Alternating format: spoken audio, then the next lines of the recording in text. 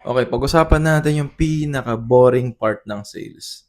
And maraming tao ang hindi masyado pinag-uusapan 'to. Kasi nga boring, hindi siya exciting, hindi siya masyadong applicable sa iba.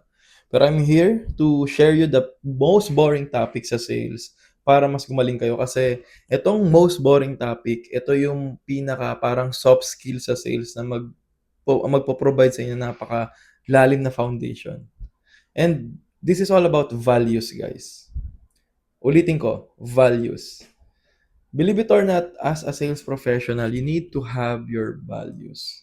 And me, ang values na tinuturo ko lagi sa tao is tatlo lang. MEL, okay? Moral, ethical, legal. If you're a salesperson and you're practicing sales activity na moral, ethical, legal, trust me, this is the slowest path, pero this is the most rewarding path as a sales professional. Kasi kapag, okay, i-highlight ko lahat yan. Kasi kapag moral, kapag ethical, kapag legal, wala kang mabubunggong tao, wala kang nilolokong tao, and definitely wala kang ginagawang kalokohan. Yung reason kung bakit na tetempt yung tao kasi gusto nila na mabilis. Now, I'll deep dive about yan later. Start muna tayo sa moral. Bakit kailangan ang sales process o yung values mo as a salesperson? Bakit dapat may morals ka? Alam mo guys, medyo preachy to, medyo boring, pero hear me out. Morals guys, kailangan yung moralidad mo as a salesperson, inaalagaan mo. Yun yung bagay na parang ano sa'yo eh. Yung pinaka parang bagay na hindi makukuha sa'yo ng tao. The moment na sinacrifice mo yung morals mo as a sales professional, wala na. Wala na.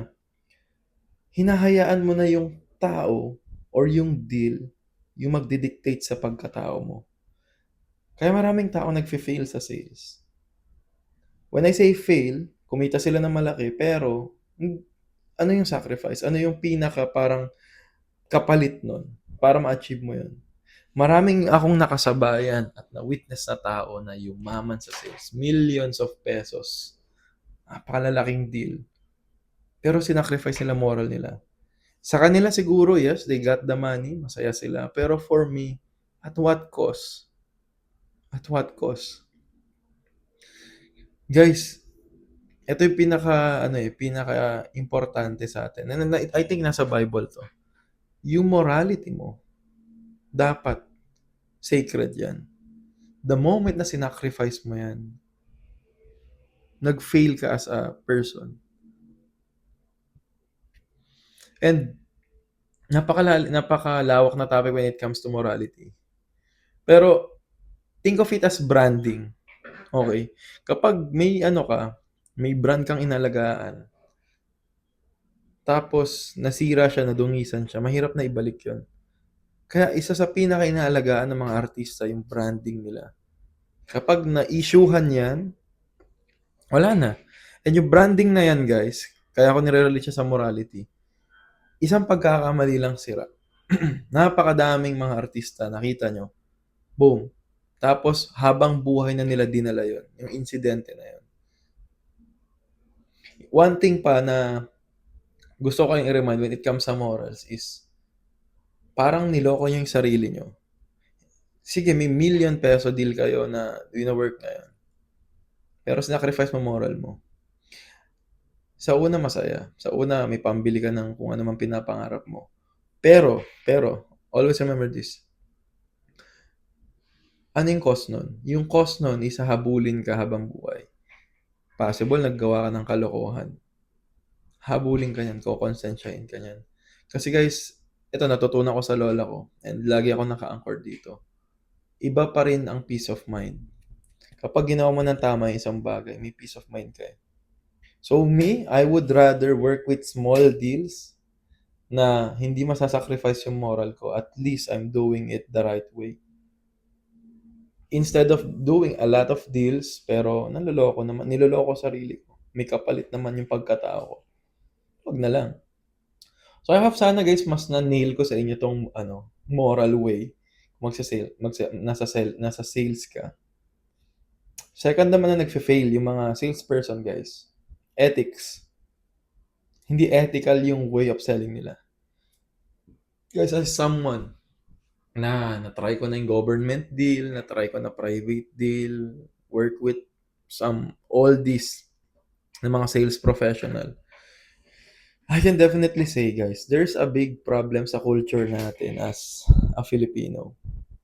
Bakit? Hindi ethical yung way of selling eh. Kung yung moral is naka-entied siya sa sarili mo, like you, in inner you, ang ethical naman guys, ang ethics naman guys is more of sa outside. More of sa client sides natin, more of sa prospecting, more of sa kung papaano mo siya ginagawa. So external siya. Ganun ko siya dinedescribe. Bibigyan ko isang example. Network marketing or MLM. For the longest time, hindi ethical yung karamihan. Maraming nanloloko, nanga-hype, pinipeke yung pangalan. Kung ano nung pangako, pinapangako yung langit at lupa para lang magka-kliyente. Kumita ka ng million, pero the way you gathered or amass that kind of wealth, hindi naman ethical. So, kung isipin nyo yun, masaya ka ba sa ganong setup? Kasi for me, once na naging unethical yung approach mo sa selling, you already lost the game. Sa mata ko, as someone na very in love with the sales game, advocate ako ng, alam mo yun, the right way of selling. Kahit naman kumita ka ng malaki, kahit yumaman ka, sabihin mo, pero nakuha mo yan ng unethical. It's the same thing na parang yung sa morality kanina. Kasi guys, ang parang ang point niyan, so nagka-capitalize ka sa panloloko ng tao. Yun yung pinaka-whole point nun. The moment na unethical way ka magbenta, nanloloko ka na. Nandun ka na sa domain, nasa linya ka na ng panloloko ng tao. So, may mga common na setup dyan. Number one, over-promising na yung produkto nyo, ganito, ganyan, pero hindi totoo. Pangalawa naman, mga claims. Mga claims yun na ganito, ganyan, pero hindi naman totoo para lang makabenta. Pangatlo naman, yung paninira ng mga kapwa negosyo. Mali yan, guys. Siraan. Pangapat naman, guys, is, ayun, nagbebenta ka ng mga bagay na peke, kunwari, na sabi mo, original, pero peke naman. Mga unethical. At yung pinaka-importante, guys, kapag hindi nyo kayang i-serve or hindi masasolve ng product or service nyo, yung produkto, yung problema ng kliyente nyo, yung service ng product nyo, hindi niya kayang i-solve, let them know. Let them know. Sabihin nyo sa kanila yun. Tapos wag nyo sila bentahan. Bakit? Magsasayang sila ng pera, time and effort. Nasira pa image ng company nyo. Yes, kumita ka as a salesperson, pero unethical ginawa mo. Nasira yung image ng company, and hindi nyo alam yung cost niyan sa future, sobrang laki. Kasi, nasira yung image. Kapag nasira yung image, kaya kwento, i-chismis, pangit si ganito. Kaya nasisira yung company image, guys. Minsan, itong company image, kaya nasisira, hindi lang din naman about sa issue ng company, kundi sa mga tao din na nagre-represent. Kaya nga, ikaw, sales representative ka. You are representing an entity or a company na may values, may mission, may vision. Tapos sisirain mo lang sa isang day. So, always remember, guys, be ethical. Practice ethics. Now, you know the moral, you know the ethical side, na bakit ko kayo nire-remind maging moral and ethical yung sales activity nyo. Ang next naman, guys, is legal. Hindi ko na kailangan na-emphasize to, guys. Always follow yung law ng land natin. Land, meaning ng country natin, company, bylaws nyo, or yung articles nyo sa company. Always follow that. Napaka-importante niyan. Kasi the moment that you break the law, you are considered a criminal na. Maraming sales professional akong na-meet na ganito. Sinacrifice nila yung legality ng deal para lang ma-close. Mag-iingat kayo. I know it's gonna be tempting sa sales guys. It's gonna be a tempting world. It's a tempting game.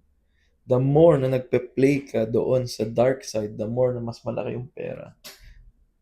Pero I'm here to remind you na always practice moral, ethical, legal.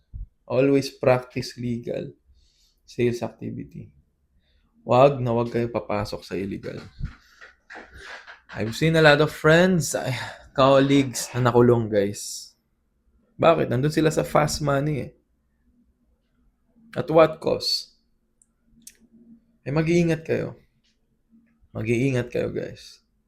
Wag na wag kayo magpapatempt. I know, mahirap yung buhay ngayon. Mahirap yung sales. Isa sa pinakamahirap na career yan. Akala nyo kasi pag kumonting illegal kayo, kumita kayo ng malaki, okay na. Guys, hindi kayo makalusot sa batas. Kasi lahat, walang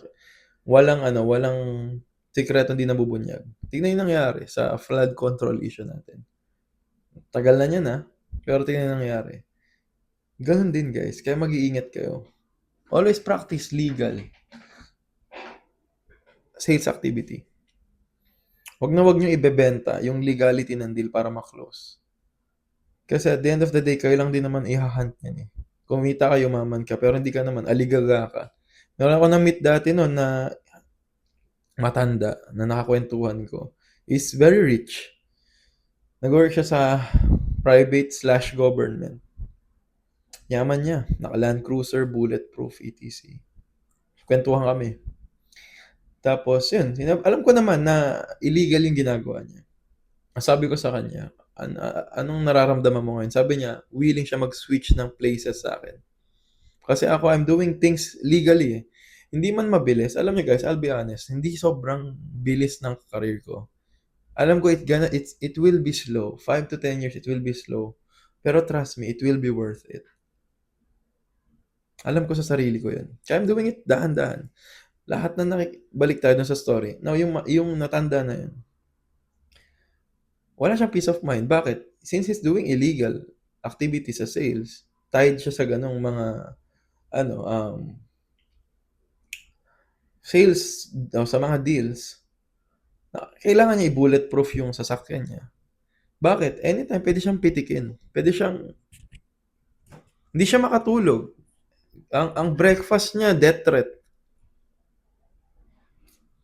Malaking pera, pero may sacrifice. Meron laging equivalent exchange yan, guys. Sana maging aware kayo doon. So, kumikita ka malaki, pero di ka naman safe. Kaya mag-iingat kayo. Kaya, ayun. I hope, guys, sobrang na-nail ko. Medyo seryoso ako sa part na to kasi sa lahat na makakanood nitong video na to will influence a lot of generations. 10, 20, 30 years from now, may malaking wave ng entrepreneurs, ng mga sales professional na magiging managers, executives, owners. I don't know. Dadating tayo sa ganung level. Pero dadating araw, maraming taong manonood dito. Guys, huwag kayo magpapatempt. Sobrang gulo na ng Pilipinas. Ayusin natin. Sobrang ginulo ng mga nauna, mga lolo-lola natin, yung mga pangit na culture sa Pilipinas. I always believe na in generation natin, we need to break the stigma. We need to break the stigma. And I'm here to remind you guys kasi I want to empower all of you sa lahat ng mga sales professional dito na sana i-carry nyo tong sinasabi ko sa inyong values na moral, ethical, and legal selling. Huwag na huwag kayo manloloko, huwag na huwag nyo ibebenta morals nyo. At huwag na huwag nyo babasagin or ibe-break yung law para lang close ang deal.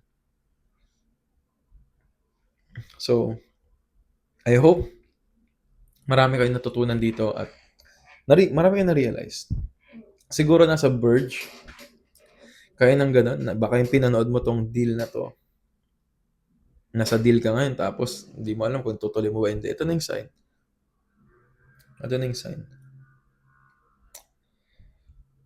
So, yun. Again, guys, for sure may mag-a-ask, "Sir JC, paano po ba ka maging mentor?" If ikaw yung someone wala ka pang budget, wala ka pang pera to start, pero you want to learn how to sell, build a career, kumita ng pera, potentially, I have a free community that teaches sales. Nasa link yung ano, below. Click nyo lang or nasa comment section. Or kung nasaan man sa bio ko, check nyo na lang. Tapos, ano siya guys, it's a remote sales. It's basically work from home na sales.